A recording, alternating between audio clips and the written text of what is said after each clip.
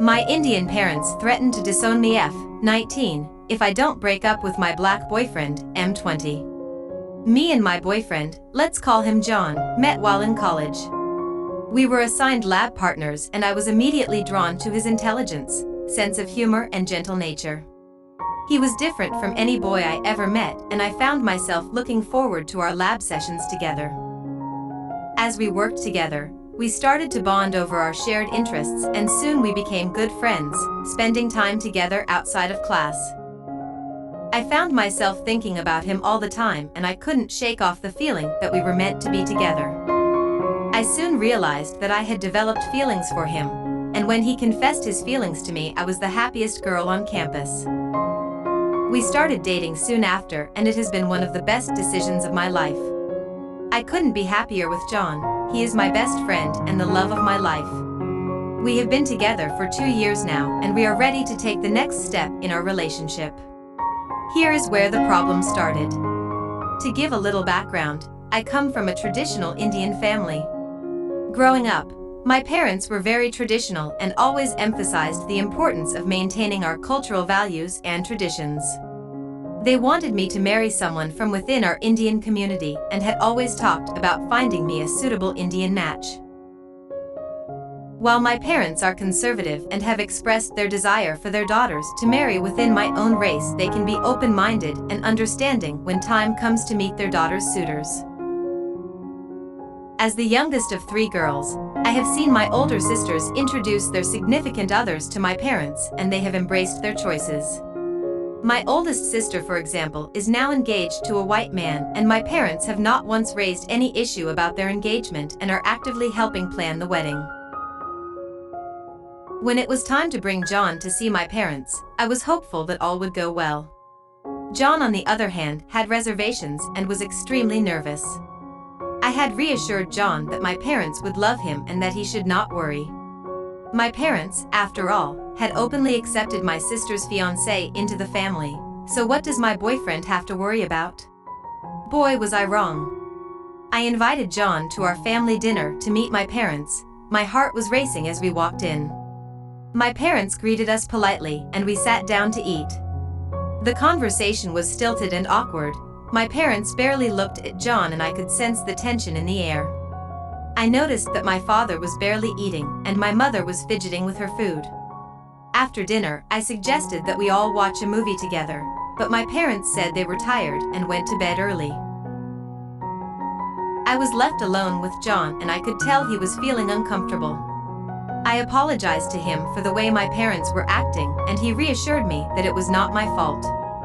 The next day, my parents confronted me and told me that I should break up with John. They said that it was inappropriate that I continue this relationship. They said that he was not Indian and that our cultural and religious differences would cause problems in the future. They also mentioned that our relationship would bring shame to the family and that they would not be able to show their face in the community. My parents also brought up the stereotype of black men being irresponsible and unreliable, saying that they did not want me to be with someone who would not be able to provide for me and our future family. They also mentioned that they did not approve of interracial relationships, and that they would not be able to accept John as a part of our family. I pointed out to them that my sister's fiancé was also not Indian, but they just said it was different. As long as I was living in their home, I had to follow their rules. That meant lose John or get out. I am truly hurt and frustrated by their words, and I couldn't understand how they could judge someone based on their race and stereotypes. I tried to explain to them that John was not like that and that he was a kind, hardworking and loving person, but they refused to listen. I felt a deep sense of disappointment and betrayal by my own parents. Anna, what do I do? I'm so sorry to hear about the difficult situation you're facing with your parents. It can be incredibly hurtful and painful when the people who are supposed to love and support us don't accept the person we care about. You're right to feel frustrated and disappointed by your parents' reaction. Judging someone based on their race or cultural background is never acceptable, and it's important to remember that stereotypes are often incorrect and harmful. Your boyfriend, John, should be judged on his own merits, not based on negative assumptions about his race. I understand that you feel deeply connected to John, and that he has brought joy and happiness into your life. It takes a lot of courage to stand up for what you believe in and for the person you love.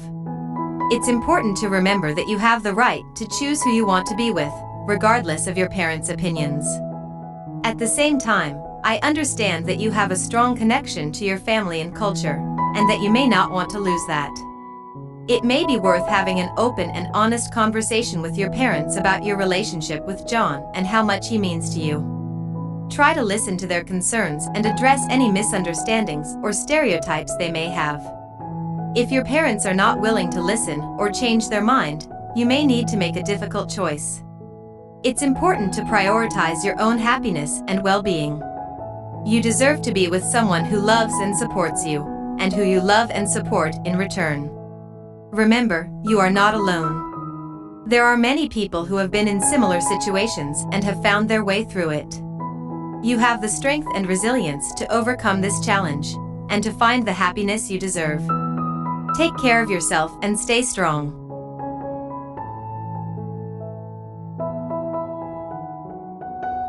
If you're feeling lost, overwhelmed, or want to share your grief, reach out to me.